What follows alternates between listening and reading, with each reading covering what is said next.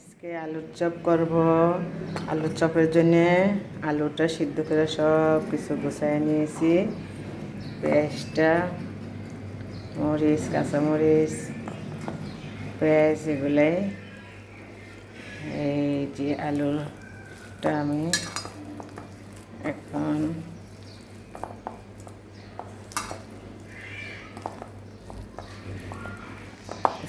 আলুর চপ হবে। আলুর চপ সাথে মুড়ির জন্য সব কিছু কাটতে রাখছি। আলুর চপ হবে, পেঁয়াজু হবে, তারপরে বুট ভাজবো।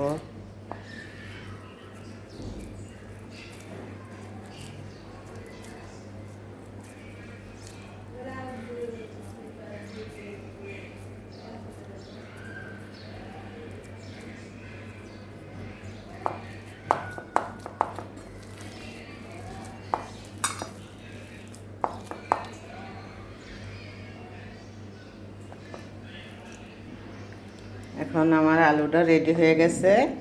আমি এক এক করে নিয়ে আলুর চপ বানাবো।